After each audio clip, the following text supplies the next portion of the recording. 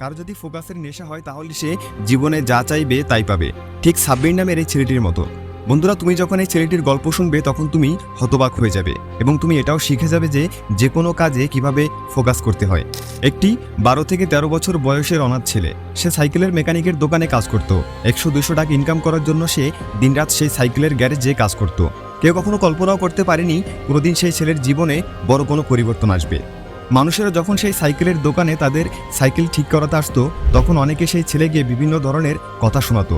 অনেক সময় তাকে গালমন্দ করতো, তাকে ছোট বাচ্চা ভেবে অনেকেই আবার টাকাও কম দিত, যার কারণে তাকে মালিকের কাছে বকাও শুনতে হতো। কিন্তু তাকে 3 বেলা খাবার জোটানোর জন্য এই কাজটি করতেই হবে, তাছাড়া কোনো উপায় ছিল না।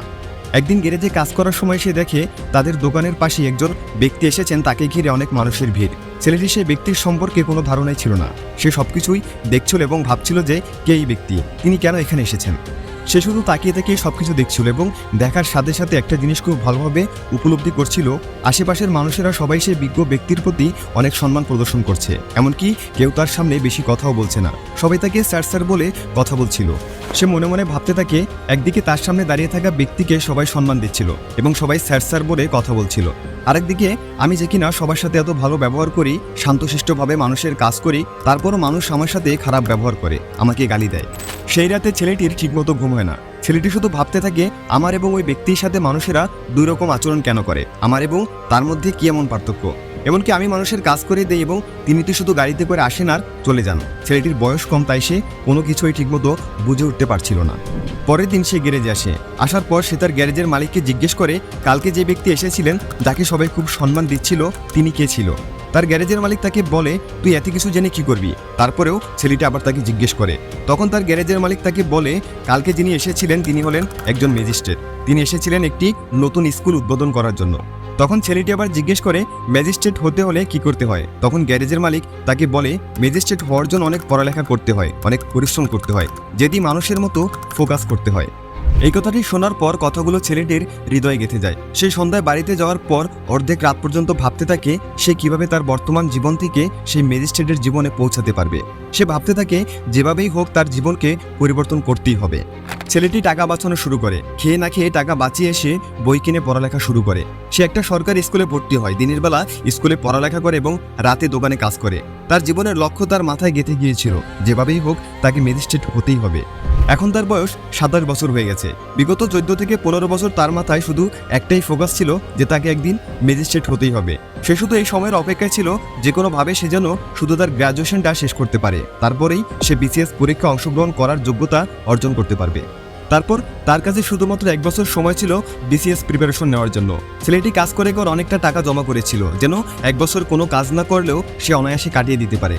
আগামী 10 থেকে 12 মাস সময় সে তার ম্যাজিস্ট্রেট হওয়ার স্বপ্ন পূরণের জন্য দিতে চায়। তারপর প্রথম মাসে সে অনেক পড়ালেখা করে, দিনরাত পড়তে থাকে। সে শুধুমাত্র 2 বেলা খাবার খায় আর বাকিটা সময় পড়ালেখা করতে থাকে। সবসময় সে তার বই খাতা নিয়ে পড়ে থাকতো।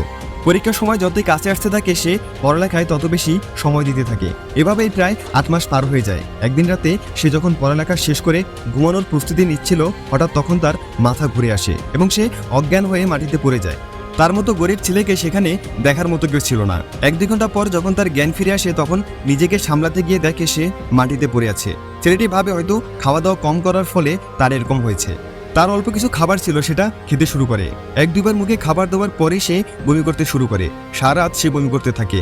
সেই রাতে কোনো মতে কিছুক্ষণ ঘুমানোর পরে পরের দিন সকালে যখন তার ঘুম ভাঙে তখন তার পেট ব্যথা করতে শুরু করে। কিন্তু সে বিষয়টা এড়িয়ে চলে এবং আবার সে প্রতিদিনের মতো নিজের কাজ আর পড়ালেখায় মনোযোগ দেয়। দিন পেরিয়ে সন্ধ্যা হয়ে গেছে, এখনও তার পেটে ব্যথা আছে। তাই সে বাইরের ওষুধের দোকান থেকে কিছু ওষুধ নিয়ে আসে এবং কিছু খাবার খেয়ে ওষুধগুলো খেয়ে আবার পড়ালেখা শুরু করে। পরের দিন 7 থেকে 8 ঘন্টা পড়ালেখা করার পর সে কিছুটা স্বস্তি পায়। তারপর সে একটু সন্ধ্যায় বাইরে হাঁটতে বের হয়। ধীরে ধীরে এভাবেই সময় পার হচ্ছিল। পরীক্ষার আর মাত্র 1 মাস বাকি। এই সময়ের জন্য সে 14 থেকে 15 বছর অপেক্ষা করেছে। হঠাৎ আবার একদিন তার পেট ব্যথা শুরু হয়। এবার তার পেট এতটাই ব্যথা করতে শুরু করে যা সে সহ্য করতে পারে না। তাই তার মন না চাইলেও ডাক্তারের কাছে যেতে হয়।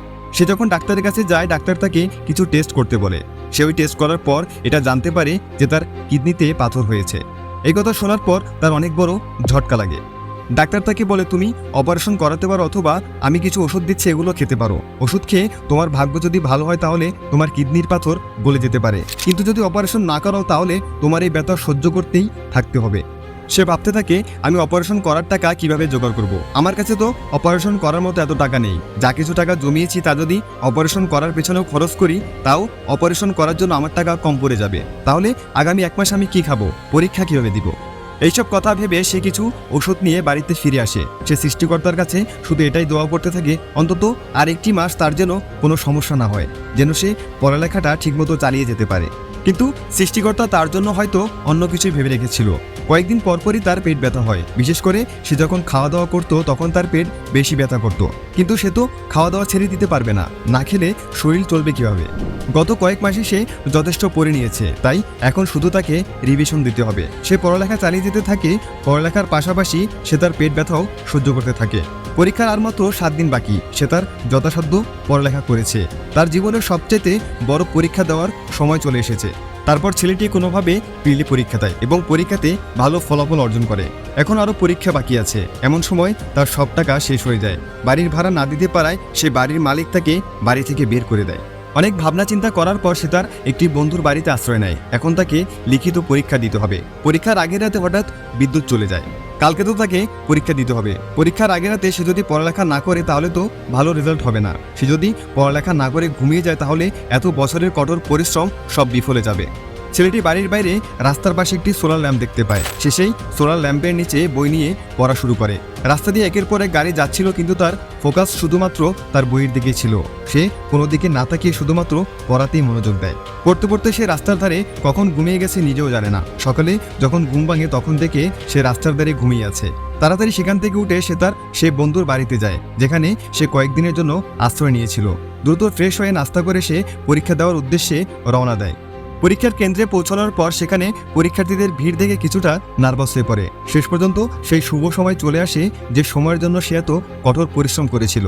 লিখিত পরীক্ষা শুরু হয়। কোশ্চেন পেপার দেখার পর তার মধ্যে অন্য পরীক্ষার্থীদের মতো কোনো ভয় ছিল না। সে খুব আরামের সাথে সব পরীক্ষা ভালোভাবে শেষ করে। পরীক্ষা শেষ করে সন্ধ্যায় বাসা যাওয়ার পর সে ভাবতে থাকে আজকে যে সে ভালো পরীক্ষা দিল সবকিছু তার বনবাসের ফলাফল। সে যদি 1টি বছর বনবাসে থাকার মতো ঘর বন্দী হয়ে না থাকতো, পড়ালেখায় মনোযোগ না দিত, তাহলে সে এত ভালো পরীক্ষা দিতে পারতো না। সে এখন মনে মনে শুধু 2টি প্রার্থনাই করতে থাকে। সে যেন ভাইভাতে ভালো করতে পারে এবং কিডনিতে পাথরের জন্য যে ব্যথা তা যেন আর কিছু মাস সমস্যা না করে। দেখতে দেখতে এভাবেই সময় পার হতে থাকে। ভাইবা দিতে যাওয়ার ঠিক আগের দিন তার পেটে অসহ্য ব্যথা শুরু হয়। তার পেটের ব্যথা নিয়ে সারাত কাঁদতে থাকে। পরের দিন সকালে সে কোনো মতে পরীক্ষার সেন্টারে গিয়ে পৌঁছায়। ততক্ষণে তার পেটের ব্যথা আরও অনেক বেশি বেড়ে গেছে। ভাইবা দিতে গিয়ে সে অনেক নার্ভাস হয়ে পড়ে। তার পেটের ব্যথা এতটাই বেড়ে গিয়েছিল যে সে সোজা হয়ে ভালোভাবে বসতেও পারছিল না। তার ভাইবা নেওয়ার সময় ভাইবা বোর্ডের চেয়ারম্যানরা তাকে জিজ্ঞেস করে তোমার কি কোনো সমস্যা হচ্ছে? তোমার যদি কোনো সমস্যা হয় তাহলে তুমি বাইরে কিছুক্ষণ অপেক্ষা করতে পারো। কিন্তু সেই ছেলেটি কনফিডেন্সের সাথে বলে না, আমার কোনো সমস্যা নেই। তার ফোকাস 1% ছিল তার পেটের ব্যথার দিকে এবং 99% ছিল তার ভাইবার দিকে। সে খুব ভালোভাবে মনোযোগের সাথে তার ভাইবা শেষ করে এবং ভাইবা শেষ হলে সরাসরি ডাক্তারের কাছে যায় এবং সেখানে চিকিৎসা গ্রহণ করে। কয়েক মাস পর তার বিসিএস পরীক্ষার ফাইনাল রেজাল্ট বের হয়। রেজাল্ট দেখার সময় তার মনে একটু ভয় কাজ করেনি, কারণ সে জানতো যে সংঘর্ষ এবং সমস্যার পাহাড়ের উপর পা রেখে আর কঠোর পরিশ্রম করে পরীক্ষা দিয়েছিল, তাতে তার সফলতা আসবেই। আজকে তার স্বপ্ন সত্যি হয়ে গেছে। সে এখন আর সাধারণ কোনো মানুষ নয়, সে একজন ম্যাজিস্ট্রেট। পরবর্তীতে তাকে একটি ইন্টারভিউতে ডাকা হয়। সেই ইন্টারভিউতে তার সফলতার পেছনের গল্প শুনে সবাই অবাক হয়ে যায়। সবাই শুধু এটাই ভাবতে থাকে একটা মানুষ তার স্বপ্নের প্রতি এতটা ফোকাস কিভাবে করতে পারে। তিনি আরও একটি ইন্টারভিউতে বলেন, যতই সমস্যা হোক, যতই কষ্ট হোক, এমনকি মৃত্যুর মুখোমুখি দাঁড়িয়েও তোমার ফোকাস যদি তোমার লক্ষ্য থেকে না সরে যায়, তাহলে পৃথিবী নিজেই তোমাকে তোমার লক্ষ্যে পৌঁছে দেবে। আমি আমার কষ্টের দিনে কখনই আমার কষ্টের দিকে মনোযোগ দিইনি। আমার মনোযোগ এবং ফোকাস শুধু একটাই ছিল, আমাকে আমার লক্ষ্যে পৌঁছাতে হবে। ফোকাস করার প্রতি আমার নেশা এতটাই হয়ে গেছিল যে বই থেকে আমার মনোযোগ কখনোই কোনো কারণে বিনষ্ট হয়নি। বন্ধুরা, তোমরা যদি এই পুরো গল্পটি শুনে থাকো তাহলে যে মূল জিনিসটি তোমরা দেখতে পাবে সেটি হলো সেই ছেলেটির ফোকাস, যা এতটা গভীর ছিল যে তার কিডনিতে পাথরের এত কষ্ট, তার দারিদ্রতার এত কষ্ট কোনো কিছুই তার লক্ষ্যে পৌঁছানোতে বাধা দিতে পারেনি। বাড়ির মালিক তাকে বাড়ি থেকে বের করে দিল, তাকে অন্যের বাড়িতে আশ্রয় নিতে হলো, এমনকি রাস্তার পাশে বসে পড়তে হলো। এসবের কোনো কিছুই তার ফোকাস নষ্ট করতে পারেনি। বন্ধুরা, তার কাছে তো বাড়ি ছিল না, পরিবার ছিল না, টাকা ছিল না, থাকার ভালো জায়গাও ছিল না। তারপরও তার ফোকাস তার লক্ষ্য থেকে সরে যায়নি, তার মনোবল কখনো ভেঙে যায়নি। কিন্তু তোমার কাছে হয়তো সবকিছুই আছে, তুমি কেন আজও পেছনে পড়ে থাকবে? তুমি কেন নিজের ভবিষ্যৎ আর বাবা মায়ের স্বপ্ন নিয়ে হতাশায় ভুগবে? কেন নিজেকে এইভাবে দোষারোপ করতে থাকবে যে আমার ভাগ্যটাই খারাপ, অথবা আমাকে সাপোর্ট করার মতো কেউ নেই? বন্ধুরা, ভাগ্য এমনিতেই বদলে যায় না, ভাগ্য নিজে থেকেই তৈরি করতে হয়। জীবনে ফোকাসটা এতটা জোরালো হওয়া উচিত যাতে সামনে যতই ঝড় আসুক, যতই বন্যা আসুক, যত অসুবিধা আসুক, লক্ষ্য থেকে ফোকাস যেন সরে না যায়। এরকম ফোকাসের নেশা যদি তোমারও হয়, তাহলে পৃথিবীর কোনো কিছুই তোমাকে সফল হওয়া থেকে আটকাতে পারবে না।